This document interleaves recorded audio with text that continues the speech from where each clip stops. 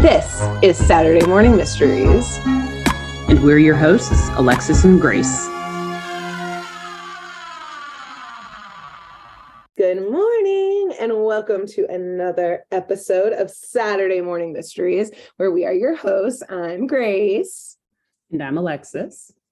And we are doing a December-themed episode again today, aka holiday themes, winter themes, anything snowy and festive, whatever we might define that as. And Alexis will be telling our cartoon crime comedy tale today. So I will just go ahead and pass the snowball to you. My face. I can't read anymore. I can't read my script. It's so cold. It's so cold. It's so cold. Well, yes, pass the snowball my way, and I will indeed tell a very snowy tale. Okay. And I will hop right on into it, Grace, because today's episode is based off of an animated episode called Snow Job Too Small. And this kind of like you did in last week's episode is in a way going back to our roots a little bit on this podcast with none other than an iteration of one of our favorite shows, Scooby-Doo. Yay! Don't cheer too much, though, because which iteration of Scooby-Doo does this come from, you may ask? Yes, there's many options. Scooby-Doo and Scrappy-Doo. Oh my God, are we actually covering Scrappy? We're going to talk about Scrappy just a little bit here. We haven't done it yet. We haven't. Shitting on him. And as I've come to find out from researching for this episode, I think the Scooby and Scrappy-Doo episodes may have been like the longest running programming of Scooby-Doo until like more recent history. Yeah, there were like 5 seasons of it. Oh. And all of them had like a lot of episodes, you know? Wow. So, interestingly enough, so let's real quick just talk about the Scooby-Doo and Scrappy-Doo show, because it is a little different from the other Scooby-Doo shows we've covered in the past. And I'm sure, though, that we will probably come back to it in the future one day, or like one of the two of us or both of us will cover it if we ever do Scooby-Doo again, because as I'll explain, there are actually some gems in here for as much as people tend to like shit on Scrappy-Doo. I really like this airing chance. Yeah. And, you know, I might be doing Hanna-Barbera and like Warner Brothers a favor by doing this episode, because I'm going to paint him in a really good light. So, okay, I'm open to it. Yeah. My opinion has changed on him as a character. Let me put it that way after rewatching some of these episodes. So, this episode in particular originally aired as part of what was called the Scooby-Doo and Scrappy-Doo Puppy Hour /Puppy Hour, which in itself sounds amazing. Yes. Who doesn't want an hour full of puppies? And this was a 60-minute Saturday morning animated package, quote unquote, package show. AKA, it combined 3 different shows into separate shorts over the course of the 60-minute programming. And so the 3 shows were Scooby-Doo and Scrappy-Doo, Scrappy and Yabba-Doo, and another show called The Puppy's New Adventures. So there's a lot going on. I've never heard of The Puppy's New Adventures. I kind of remember Scrappy and Yabba-Doo. I'm not going to talk about it, though, today. Yeah. It was another show, Scrappy with, like, I think his other uncle or something. So just extending the Doo family, essentially. Yes. But in the Scooby-Doo and Scrappy-Doo shorts, Shaggy, Scooby, and Scrappy alone, just the 3 of them, are traveling across the country as what's called the quote-unquote Fearless Detective Agency. So kind of like an offshoot of Mystery Inc. And they get involved in more like the typical spy and straight up criminal cases, which is interesting. I don't remember that difference at all. Yeah. So I remember a lot of the episodes only being with Shaggy and Scooby and not having like Fred and Velma and Daphne. Yeah. But yeah, I couldn't really remember like the actual like crimes or kind of cases they were doing. I just remember Scrappy being super annoying. But so Velma and Daphne, I don't think Freddie does, but Velma and Daphne make like random guest appearances throughout different episodes. So like sometimes they do pull in other characters of Mystery Inc. It's really interesting how they do it. I actually kind of like it, like thinking of them going off on their own little side quests and stuff. But another discussion on that for another day. Yes. So who is this new character that Hanna-Barbera decided to introduced into this, well, at least what I thought was a super loved show at that point, which I'll get to that in a second. So Scrappy is this, he was obviously put in there to kind of reach out to the younger demographic, right? Because he's a puppy and is portrayed as the nephew of Scooby, who, as his name suggests, is a lot scrappier and tougher and like outwardly brave, more so than his uncle Scooby. But because he is a puppy and thinks he knows more than he does, he's like super obnoxious and is always like pushing Scooby to be braver and stuff. Or like he has this kind of like glorified image of Scooby-Doo in his mind. Like, yeah, that's my Uncle Scooby. He's so brave. He can do anything. And Scooby's always like, the fuck are you talking about, kid? I do not want to be here. So it's pretty funny, actually, because Scrappy is like always kind of, in one way, it seems like he's learning like, oh, wow, Scooby may not be the hero that I always thought he was. But then on the other end, he's learning like, oh, wait, no, these mysteries are like actually a lot more dangerous than Scooby made them seem to be. So maybe I should like calm down and tone down and try to follow them a little bit more than like being the one to instigate stuff. Because when he's first introduced into the show, I'll admit, like in the first couple seasons, he's really, really annoying. But then like as the show carries on, and like particularly in this episode I'm going to talk about today, which is like the fourth season of the series, he like matures a little bit more and is less like, all right, we just got to do whatever we can to be brave. Because randomly one episode I watched from earlier on in the series, Shaggy like takes Scrappy to the side and he's like, dude, this isn't about being brave, this is about staying alive. And I think that when Shaggy said that to him in that episode, you see like a character trajectory shift where Scrappy's no longer like super obnoxious and he's like actually very he's pretty astute and is like better at finding clues and like kind of calms down. So in this episode in particular, I'll admit he's pretty cool, he's pretty calm, he's pretty helpful. Okay. But one last thing I'll add about Scrappy, which is very funny for all the shit that he gets from like fans and stuff nowadays, is that they actually added him to the Scooby-Doo series, or like the overall Scooby-Doo world, to literally save the show's ratings. Really? So yeah, I didn't realize this, but apparently, so he was first this episode came out in 1982, but I think he was first introduced in like 79 or something like that. So yeah, so I think this was like after Scooby-Doo Where Are You and the Scooby-Doo show, like a few iterations had come out, and then they were like, oh shit, like the ratings were really, really doing poorly, and it was apparently on the brink of cancellation, which I know exactly. Wait, so Scrappy was the hero and saved the Scrappy show? Saved it. Yeah, apparently critics actually really liked him, and the reviews for Scooby-Doo and Scrappy-Doo were pretty good, I guess. So they were able to keep it going. But they also did the thing like the package programming, you know, so they had to add in other filler shows to kind of like help it out. But I mean, oddly enough, we maybe have Scrappy to thank, this annoying ass character to thank for actually saving the show that we know and love so much today. So interesting. So to that end, let's talk about the Fearless Detective Agency and the wintry, snowy mission that they find themselves on today. Their special assignment that they have been given, and I imagine like some dossier, like Fred probably shipped them a dossier, like, here, take this one this weekend. They have been hired to safely transport an asset through a snowy mountain ski resort, kind of, AKA. They're driving a little kid named Wilbur to his Uncle Cosgrove's massive chalet on top of a narrow mountain near this like ski resort town. Okay. He's the asset. He is the asset. MK Ultra. Exactly. Something intense, like, oh god, what experimenting are they about to do on this kid? He like has special powers or something. No, so why is this kid an asset, and why does it require like teenage private investigators to handle the case? Because apparently Wilbur has to arrive at this snowy mountain chalet by midnight, or else his cousin Sherwood and his aunt Gracie are going to inherit the fortune left behind by Wilbur's Uncle Cosgrove. Oh.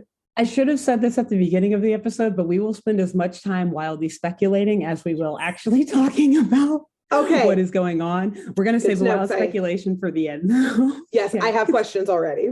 Yes. I'll build my mental case. Yes. Sorry, how because oldish is Wilbur? Do you assume? They don't give him a specific age, but I'm going to say like 10 to 12. He's a really little kid. Yeah, like a super young kid.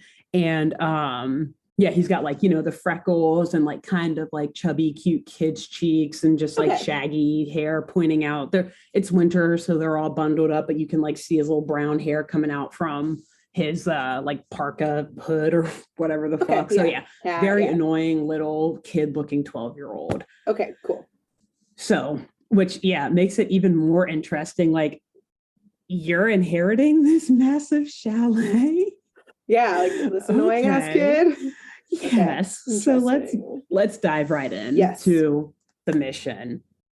The episode begins with the gang, so Shaggy, Scooby, and Scrappy-Doo, speeding down this snowy hillside, honestly on a pretty badass snowmobile.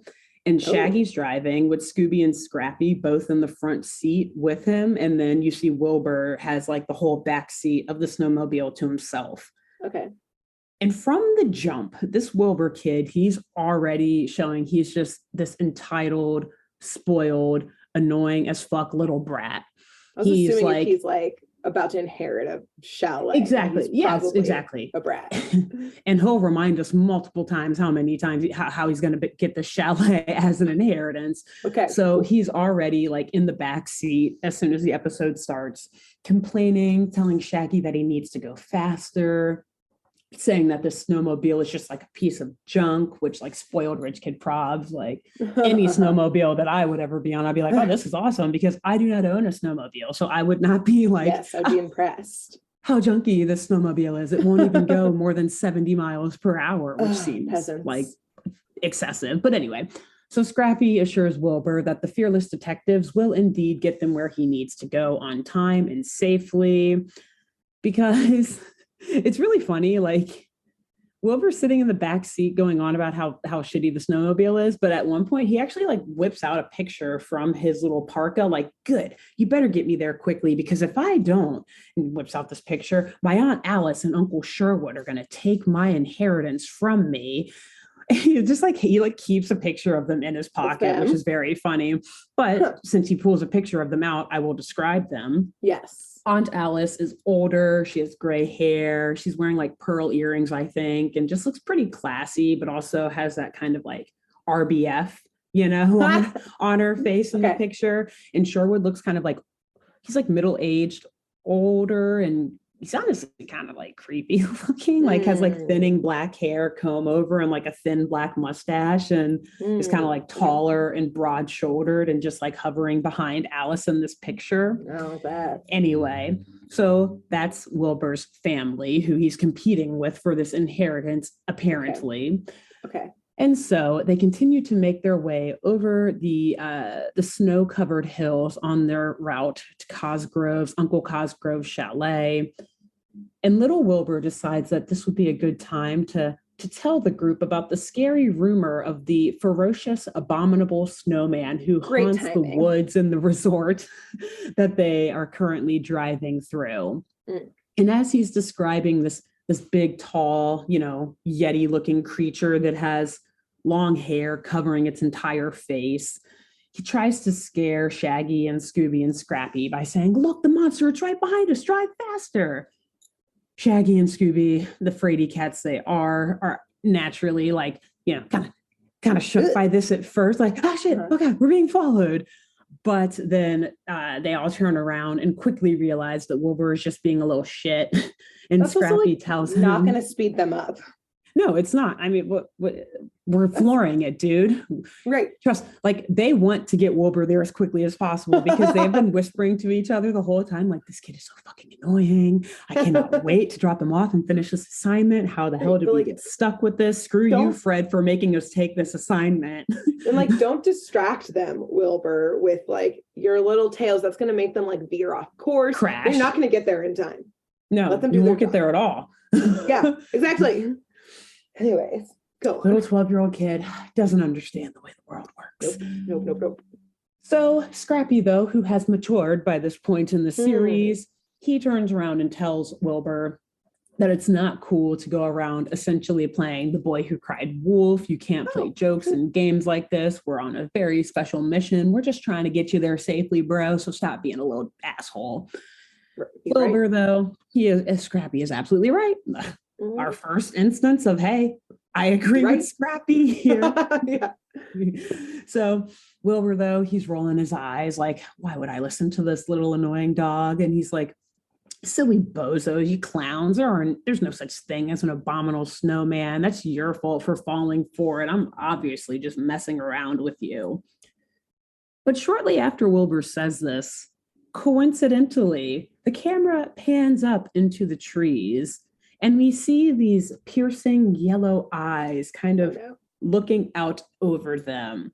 And of course, the yellow eyes belong to none other than a snow monster, perhaps an abominable snowman, perhaps coincidentally. And he's like lurking in the trees, kind of stalking Mystery Inc. or the Fearless Detective Agency and Wilbur as they're making their way down these snowy hills and through these snowy mountains. Okay. And right after Wilbur is messing with the rest of the gang about these rumors and tall tales of the abominable snowman, the snowman actually like jumps off of one of these tree branches and lands right onto the back of the snowmobile. But apparently he's very like light and or aerodynamic, because Shaggy, Scooby, and Scrappy, they don't notice this. But Wilbur, who is sitting in the back seat, he's a ballerina. He's light on his feet and pirouette lands and like sticks the landing. So good for him. Although it is very graceful in execution, it is also very terrifying in Wilbur's perception, because Wilbur freaks the fuck out, tries to get Shaggy and Scooby and Scrappy's attention, telling them like, oh my God, guys, it's the monster. He's on the snowmobile. He's here. He's real. Oh my God, help me. But naturally, being the boy who called Abominable Snowman, none of the gang believes him. They're like, you need to stop playing around, Wilbur. We're trying to drive safely here. We're trying to get rid of you. I mean, get you to the chalet so you can get your inheritance and we can get paid. But Shaggy, who is like, going around hills and stuff, is able to, without even knowing it, shakes the snowman off of the snowmobile. And so the snowman, or monster, I feel weird calling him a snowman because I don't want you to think he's like Snowman from your episode. Okay, yeah, I was gonna ask that, but it's more abominable, like what you think of when you think of like Yeti-esque. Exactly. It's like Yeti what Wilbur described, or what I said Wilbur described earlier, Yeti adjacent, but not, with hair covering its face too. So not like the almost like gorilla looking face, but just a straight up like covered in hair, like a 7-foot tall monster with just white hair everywhere and like piercing yellow eyes. So scary, like terrifying, absolutely terrifying. And so the monster, he realizes that he's not going to be able to catch back up with the snowmobile. So he just like kind of looks around by him, and there's like a giant boulder sitting at his feet. So he just like rolls it down the hill after the kids, after the gang. Like, oh yeah, that'll catch up with them and stop them instead.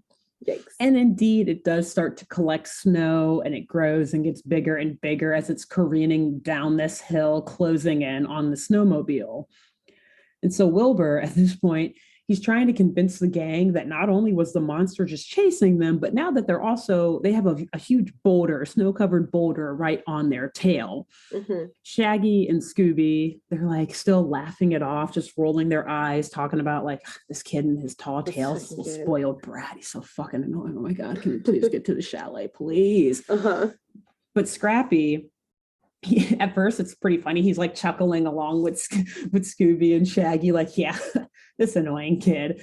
But then he can start to hear like a rumbling behind the snowmobile. And he's like, wait a minute, oh shit. And he turns around and sees that this giant snow-covered boulder is indeed right on their ass.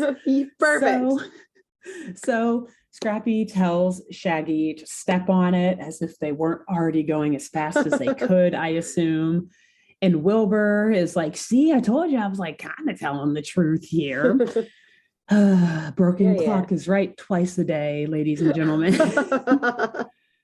So somehow, because I mentioned they're like transporting him through this like resort town, but somehow after Shaggy like floors it, the gang finds itself driving off of a ski ramp. Like you see all these people just like getting ready to go off the ramp and they just like all scatter like, oh my God. The snowmobile just like flies through and just like launches off of the ski ramp. Impressive. And crashes though the snowmobile into an embankment down below. Oh, just almost impressive. I spoke too soon. Yes. I take it back. I had too high. I don't know where they were planning on landing, but that was probably not it. Yeah. No. So unfortunately, the boulder, it like follows them off of the ski ramp, and it also lands on the car or on the snowmobile. Oh. But thankfully, the riders, they end up turning it into just a ball of snow and not actually a giant rock that's covered in snow. So there are no casualties. Okay. Thankfully, because we all know that would have did very differently in the real world.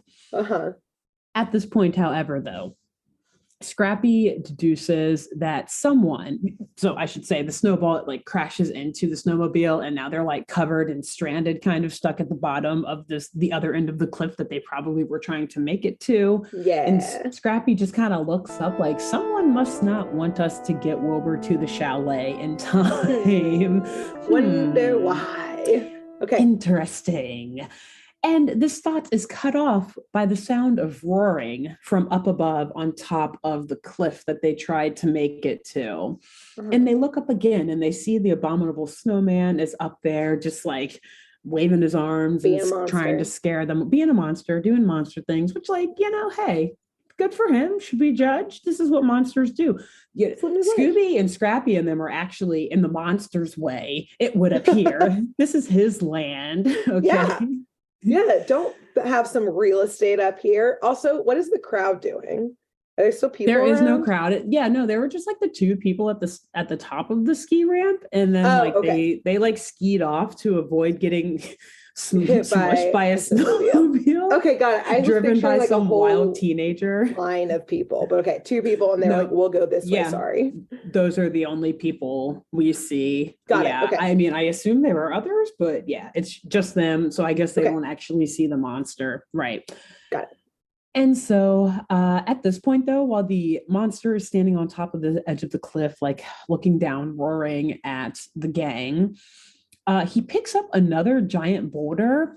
Apparently, this resort is full of them. That's not good for skiing. And no, it's not, which is very concerning why there are so many of them here. Yeah. And he just legit hurls his boulder straight down directly onto the gang below. He's trying to really.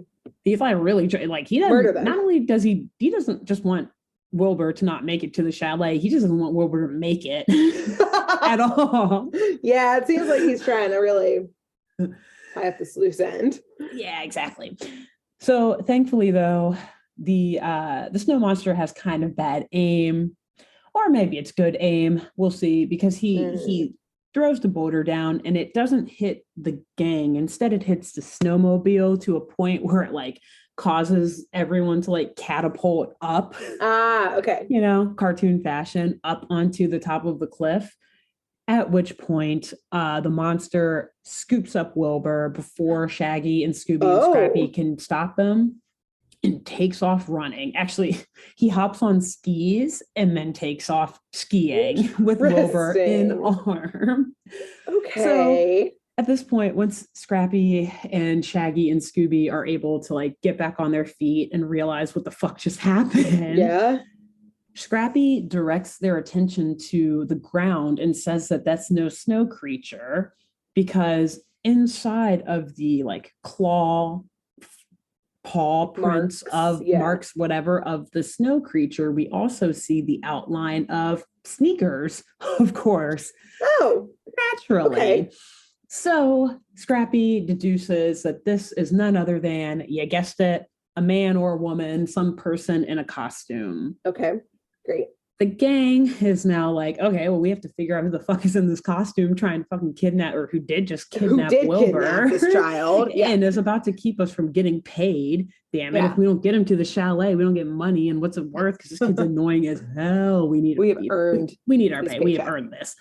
Yeah. So essentially the gang decides to just like make skis out of whatever random wood they come across. Like I think as they're like running, they like run into a fence, like a wooden fence, and just like take the wood. And yeah, pretty impressive. They don't like strap their feet in. They just hop on these planks of wood and they go off.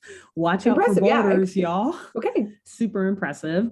And yeah, so they take off on like this high speed, high stakes ski chase throughout the mountains. Yeah. Going after this massive Yeti like snow creature. And of course, the chase is filled with all of these classic Scooby-Doo shenanigans. And antics and whatnot. But in the end, through all the shenanigans and antics, the gang is able to save Wilbur from the clutches of the snow creature, and they're able to get away from the creature and make their way back towards the chalet. Although now I'm pretty sure, they make their way on foot from here. And it's even scarier. It's super scary because, again, it's freezing cold. It's snowing the entire time. Yeah. It's pretty dark, too. I didn't mention, but I guess, like, because you're in a ski resort or something. Yeah, it's like getting laid out. Yeah, because you have to arrive by midnight. So it's getting close to midnight. So it's super dark out. Yeah, this makes me think that the snowman did deliberately aim for the back of the snowmobile to be like, okay, if I just throw the boulder, it could or could not crush all of them. But if I make it so they're unable to transport quickly, they're probably going to freeze to death out here.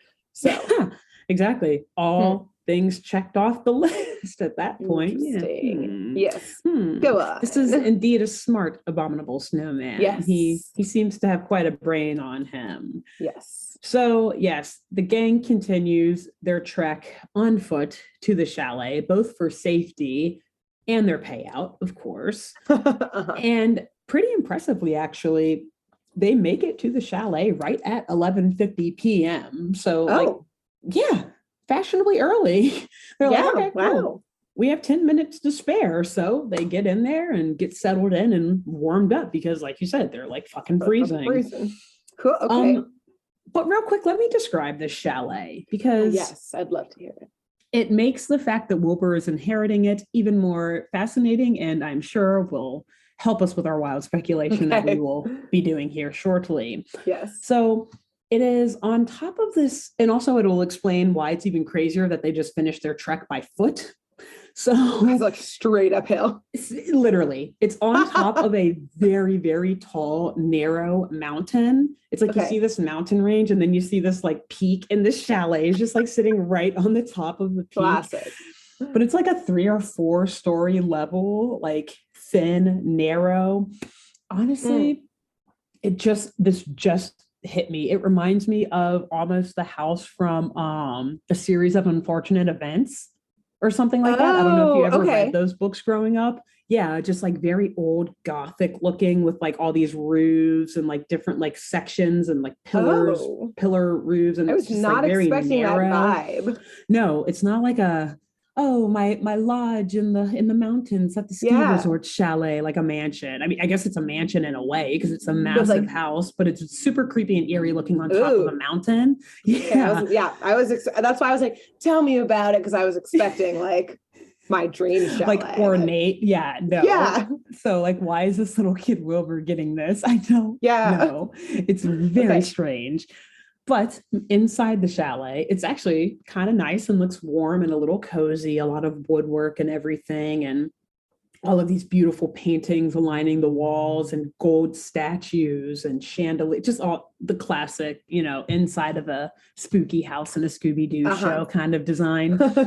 And so as like Scrappy and Shaggy and Scooby are sitting around getting warm, Wilbur's just like strutting around this chalet, taking mine. it all That's in. mine. Like, That's exactly. mine. Straight up. He's like, of shit.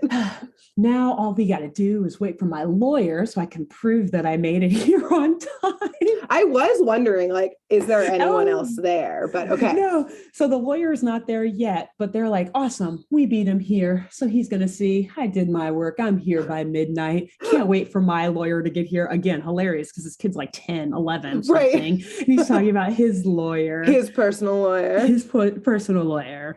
And so he continues this little confident strut, going on a little stroll down the hallways of this massive chalet, literally, like you said, pointing out all the stuff that he's about to own, like this priceless painting here, that's about to be mine. He walks into this like library type room that has all of these like actual human size, 6 foot whatever tall gold statues of what looks like honestly ancient like Grecians or Romans or something, like weird, holding like scrolls and stuff. And who got them into this chalet at the top of this mountain? That moving company was probably so mad. They probably had to like so pissed helicopter this helicopter shit in. yeah but then also maybe there's a landing pad on top of the house. It's like, but where do you like helicopter? They just like drop it in through the attic or something. Like the chimney. All right, just bring in the statues from Rome. Okay. And yeah, so Wilbur is just making his way through, pointing out all this cool stuff that this little 12 or 10, whatever, 12-year-old boy is about to own. Like, this is all going to be mine. But as he's in this library looking at these massive gold, like pure gold statues, in classic Scooby-Doo fashion, a nearby bookshelf quickly like spins around from the wall. And it's revealed to be a hidden passageway. And on the other side, of course, is the Abominable Snowman. We love Les. Got it. Okay. love Les. You had me in the first half, but I don't like snow monsters. I dropped off in the second half. Yes, I booked it the fuck out of there in the second half. And so the snow creature, he roars and he grabs Wilbur, pulling him back in through the bookshelf, and it like swivels back around, and we just hear Wilbur screaming for help from behind the walls. And Scrappy, down the hallway, also hears the screaming and alerts the gang that they have to go save him because he sounds like he's in trouble. Naturally, that is what the screams typically indicate. Yes, indeed. So Scrappy, he runs up into the library and he's like, okay, well, they have to be behind this bookshelf. If I know I've watched episodes of your show in the past, Uncle Scooby. I've studied the case files. I know how this works. So he just like starts pulling around on books, trying to find the lever or, the little secret door handle that'll open the passageway. And when he finds it, hilariously, like the bookshelf swivels around, but the Abominable Snowman is still just standing there holding Wilbur. So apparently they just stood there. They didn't actually like run off through the passageway to like hide from Mystery Inc. Okay, so not as smart as we thought. He's literally just like frozen, like, damn it, I didn't think you guys would find the passageway. I thought you guys would just leave. But you guys were already gone. Yeah. So I mean, classic mix-up. Shaggy and Scooby are able to like trick the snowman into handing Wilbur over to them. Nice. And like then they book it the fuck out of there, as Wilbur should have done before when he first saw the snowman or snow creature. And so then the classic like Scooby-Doo type chase ensues around Cosgrove's chalet. They're playing tricks and stuff on this monster, and they decide to lure him into one of the many guest bedrooms in this mansion on a mountaintop. And essentially what they do is they lure the monster into a bed and they trap him into this bed, and it's a Murphy bed, so the kind that like comes down, goes up into the wall. Okay. And so they're able to like slam the bed into the wall, trapping him with the monster on it after they've tricked him into, tricked his way onto the bed. And they're like, cool, we got him trapped, so now we can figure out who the hell this is. Yes. And they drop the bed back down, and hilariously the monster almost like passes out because he got hit smacked in the face. He got smacked in the face with a mattress. The back of his head probably like hit the fucking wall, and then he got suffocated. That's why I was wondering if he was still on it, because I was like, yeah, that's how they trapped him. Like he was laying in the bed, and they like tied the sheets down or whatever, and then like pushed the bed back up into the wall, like slamming him in. Damn. And so he just essentially like low-key faints as they put the bed back down onto the ground, and his mask falls off, but he like faints, face first. So we can't see exactly who it is yet. And so, Grace, would you like lift up the head? Passed out person. It's like this massive person, and then they just like drop it, and he just like slams back. It's like, oh yeah, that's who we thought it would be. We thought, drop. Got him. Boom. Cool.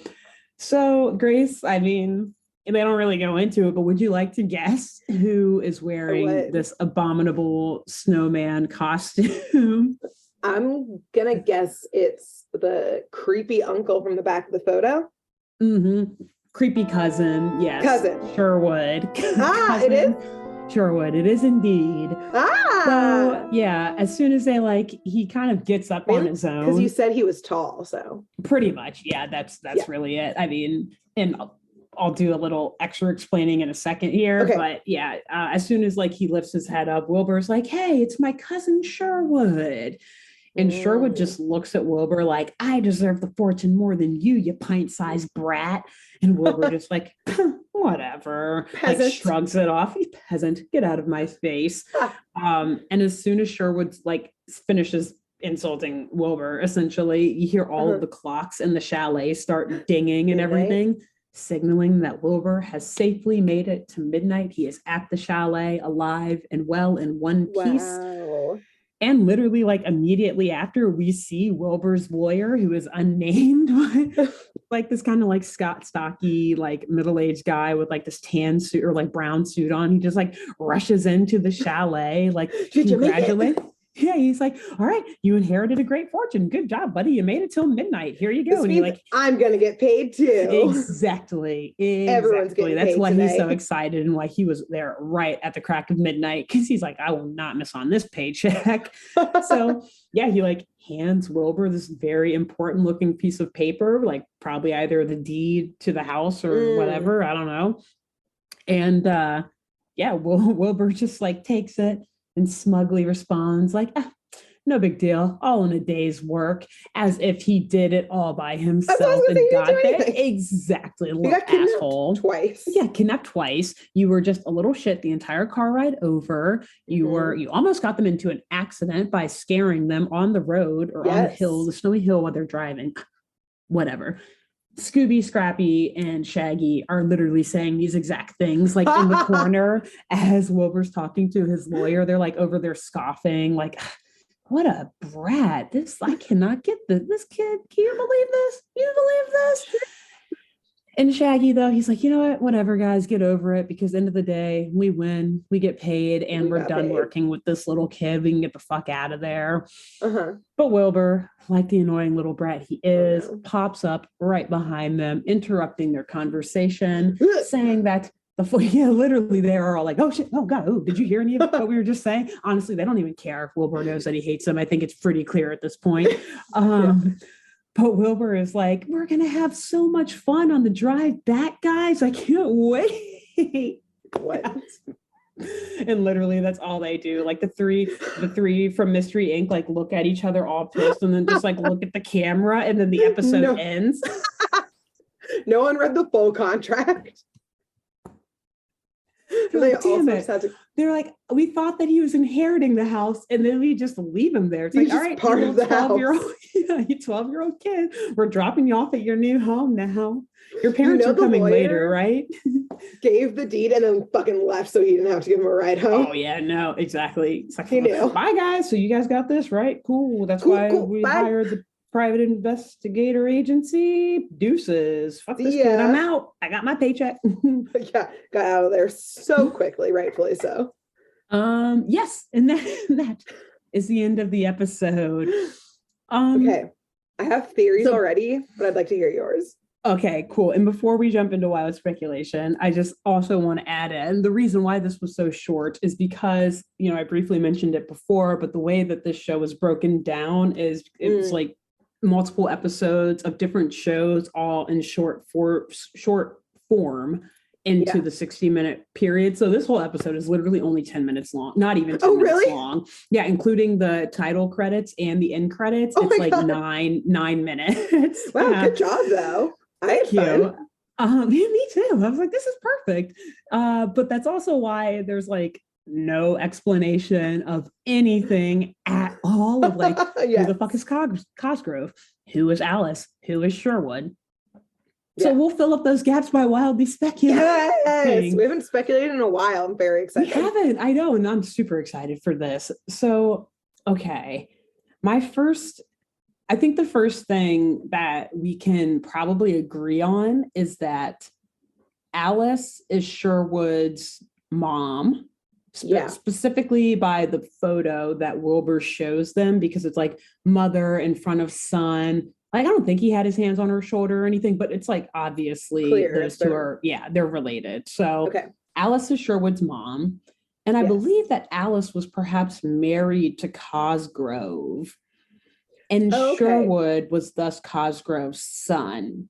Or at least I want to believe that, because it would make it so much spicier. Yeah, the nephew is getting instead of the actual son. Exactly. And so if we start with this like overarching belief, then I have come up with 3 different possible options of what the fuck could be going on. Tell me. Option number 1. Wilbur was actually a secret love child with Alice's sister, between Cosgrove and Alice's sister. Oh. However, it wasn't found out this until maybe like close to Cosgrove dying or like on his deathbed. And so the chalet was like, let's be real. I don't think this was like Cosgrove's main home. This was like their winter resort, right? One of multiple properties. So the chalet was the least that Cosgrove could do to pay it back to Wilbur for like not being present, knocking up his mother, bringing a lot of drama to the family. And Wilbur could choose to do with it what he wanted, whether he wanted to sell it and use the money to, pay for school or start a life when he was older, or whether he wanted to actually live in it or just profit from it as, like a resort or a rental, whatever condo. Now, that's option 1, which obviously would infuriate Alice and Sherwood, because they're like, what the he would get anything. Exactly. Family drama. And also that the dad had an affair with Alice's sister, and Sherwood was like, what the fuck? I was not the only child. And also this kid who I thought was my cousin is actually my brother. My brother? Family drama. Trauma. That could be a movie in itself. Yes. Option 1. Option 2. Perhaps Wilbur was legit just a, nephew, and who was very close to Cosgrove. And Cosgrove actually gave the chalet to Wilbur in good faith, just like, my nephew, I love you. All these other properties are already going to my wife, and will thus be passed down to Sherwood in the future as well. Yeah. But the wife, Alice and Sherwood, they were a little too greedy. And they wanted the chalet for themselves to sell and profit from. Since obviously it's this massive house near a very nice ski resort, ski town, albeit a lot of boulders there, but still. So I could maybe see that also being an option. And of course, I feel like I could add so much spice to all of these, but I'll let you fill in other blanks. These are the this headlines. Is like the high level. We can get more nitty gritty in a minute. But then the third option, which is kind of the same as the second, but instead of giving Wilbur the chalet, like in good faith, like, oh, I love you, my nephew, he actually did it directly to spite his good for nothing, honestly kind of creepy son. Ooh, okay. And the wife / Aunt Alice, she actually really, she didn't care at all, because she has already inherited everything else from Cosgrove, being his wife. And so she really had nothing to do with this at all. And Sherwood was like innocent. A lone wolf in this. Yeah. And she's innocent. Okay. She's just like, I had no fucking clue that Sherwood was, he's creepy. Why am I not surprised? But I had no idea that he was out there putting on an abominable snowsuit, trying to kill Wilbur. Wilbur, I am so sorry. Please forgive my son. He's insane. This is why we didn't give him the chalet. Okay. These are my 3 theories. I could probably think of more, but those were like the first 3 that were going through my mind watching all of this happen. So please add on whatever funny, whatever intense stuff you can think of.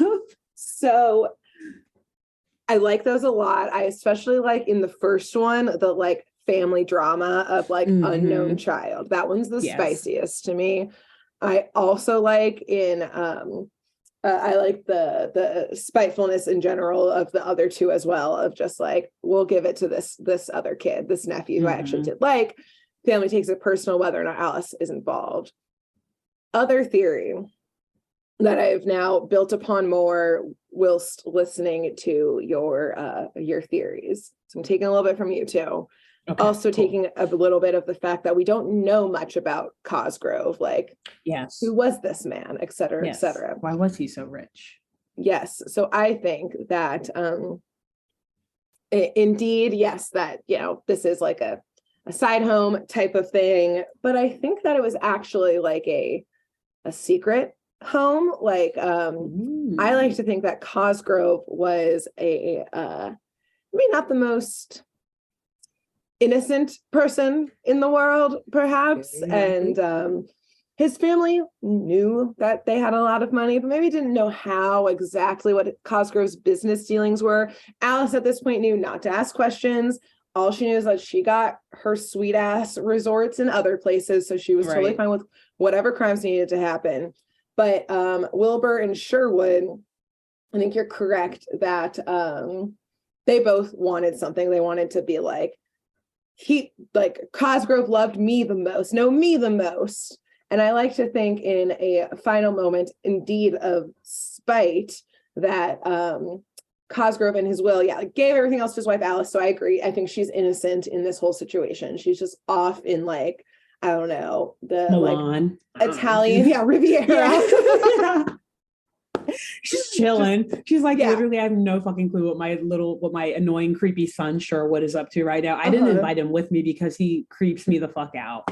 Yeah, I think in general, like both of these sons have not been loved enough by their parents, it would seem. Yes. All of their parents are off somewhere else because literally they hired PIs to get the son there. So they were uninterested in their children's lives, including Wilbur's parents. Yes. Yeah. So I think Alice and Wilbur's parents are off doing that. The sons have never gotten attention or love. But, because I was like, why would this be part of the deal to get the house? Is this like a midnight timeline thing? So I think in the will, again, everything else goes to Alice, the other relatives, all of this stuff. But there was like some coded thing of basically, I thought of like, was it like The Great Race? What is that show? The Amazing called? Race. Yes, The Amazing Race. Yeah. Of like, they, like basically, pair up. Yeah, it was like Wilbur and Sherwood, and he gave some cryptic like, if you can find, and like the lawyer knew about it, which is why he was able to get there. The lawyer always knows about the offshore accounts if he's a good lawyer, which seems like he is. And so there was some like cryptic like message around like, if you can find the chalet, that's where I keep all of the like criminal things that I've ever stolen, such as the Roman statues and shit, which are probably worth tons and tons of money. So like, if you can get there in time, it's yours. Otherwise, it's going to be Sherwood's. And so it was like truly a race to figure out where this thing was and all of that kind of stuff. And then somehow they tried to make sure the other one couldn't get it, et cetera, et cetera. And it was all like a long plot by Cosgrove to make them fight about it. And again, the surviving parents are all just, in like on a lovely yacht abroad. Somewhere. Yeah, exactly. Not giving a fuck about their kids. Drinking Cosmos, or martinis, like not caring at all. I love that. Yeah. Okay, that's great. I love it. So your explanation of the will is much better than mine. Well, I was really interested in like why there was a competition situation, but I like familial setups of Right. like Alice is innocent. It's a spite thing, perhaps, because maybe Cosgrove was like, Sherwood is never going to be a good adventurer like I am, aka thief Right. of whatever, like criminal like I am, but Wilbur might be, but this is the chance to prove it. And then they get to run whatever mafia I run. Yeah. Or something. Whatever underground operation. Yes, that's great. Because what I was going to say for like the whole competition aspect of it, and the reason why I like yours better is because it's just more exciting. I was going to talk about a very nerdy and actually triggering legal principle in wills and estate law. Which is? It is called the rule against perpetuities. Well, tell me more. And any lawyers listening right now are probably shivering because it's one of the absolute worst things that we had to learn about in property law. Okay. And I literally had to pull it up on my phone to read like the Cliff Notes version of the rule because it's so fun. It's kind of confusing and annoying, but it's not as confusing and annoying as it should be. Okay. So per a website, I guess this is called lawshelf.com. This is just the first one that popped up. The rule of perpetuities is a rule that provides that certain future interests must vest, if at all, within 21 years after the death of a life in being at the time that the interest is created. So what does that mean? If someone creates, so a future interest is like something that you will get out of a will, for example. Okay. So in this case, the future interest would be the chalet going to Wilbur. That is Wilbur's future interest. Okay. And that gift, that interest will vest or will be declared Wilbur's within 21 years after the death of someone who was alive at the time that gift was like written into a will. Okay. So my guess is that Cosgrove maybe actually died 21 years ago from midnight. Ooh. And so Sherwood and Alice were still alive though when that contract, and my property law is rough. So forgive me, lawyers listening, but I'm gonna spin it the way that I want to spin it. Sherwood and Alice were alive when Cosgrove wrote that interest to Wilbur into the will 21 years ago. Let's say he died at midnight, or whatever day starts at midnight that Wilbur and them get there to the chalet. And so Sherwood knew that the gift would vest if Wilbur made it there by midnight. And he was like, oh, we've got to stop. We got to stop him. I can't let him get there. It'll be 21 years. I was alive, though, because I guess the language of the will would have had to be within 21 years of my death, the mountaintop chalet shall go to my sister's youngest son, or my whoever's youngest son, or else to Sherwood, for example, to my oldest son or my oldest heir, something like that. So he was like, well, shit, it's been 21 years at midnight. If Wilbur doesn't get there, then I'll get it. If we can't prove that Wilbur's around, so not only will I just keep him from getting there, I'll fucking kidnap him. Yeah. So who knows what he did to Wilbur's parents beforehand? That's maybe another story for another day, because this is a whole film, honestly, because I agree with that. And the fact that it was like, Sherwood was probably little when that happened, still alive, little. And I like to combine these now that it was still like a mystery of where this place is. And Wilbur only just learned about it. Sherwood has been spending his whole life trying to figure out where this place is. And Wilbur, for as much as we don't like him, is actually maybe really smart and was able to be like, oh, look at these clues. I know exactly where this place is. And so easy. Yes. So thus the time pressure, them having to find it, Sherwood's life work to try and find this place, all coming together in a feature film that will one day make. Exactly. Boom. And Hanna-Barbera will love us forever. And I love it forever too. And that's it. I love that spicy ending. I love it. Great work. So yes, another winter episode, another snow-filled, snowy monstered episode for this week. We'll be back with another one next week. But until then, Grace, who should they tell about this podcast? I think if you're someone who does winter activities, winter sports, such as skiing, you should tell your fellow winter sports people. And if you don't, but you just enjoy going to the lodges and getting some hot cocoa or something, just tell someone there. Just tell your fellow people at a ski resort or something like that. And just, be like, I know you listen to headphones while you ski. Not the safest thing to do. I definitely do it. But like pop in a podcast your while experience. You do it. This podcast, to be specific. In particular. Yes. Grace will tell you how to ski while you do it. I will sit back and watch because I've never done it in my life. Yeah, and again, that's why you can be out skiing or enjoying the lodge. You don't have to be an actual like skier or snowboarder to go to those lodges. Just get some delicious hot cocoa there. Enjoy Grace the beautiful is the cool views. one on the slopes. I'm the one drinking like hot toddies or spiced cocoa by the fireplace with my feet up. Oh, how I love the winter weather. While listening to the podcast. Yes, exactly. Precisely. Yes. Who else should they tell? Oh, who should you tell after that? After you tell your ski buddies, I guess, so when you get to the ski resort, if you're like me, or if you decide to actually take up our, suggestion here and go to a ski resort or skiing, when you get there, if you're like me and you clearly need the help of an instructor, someone literally holding your hand while you do it, tell them as well. They absolutely should not have headphones in their ears, I would assume, as they are. What? Are you screaming? You're fine. You're fine. You're good. Pizza, French fries, or whatever. Yep. You're good. That's all literally all I know about snowboarding. Good God, skiing. No, I mean, that's all you need to know. So tell the instructor too. Boom. Perfect. And we'll be back next week with another wintry, Christmassy, winter themed holiday episode. Okay. Bye. Bye.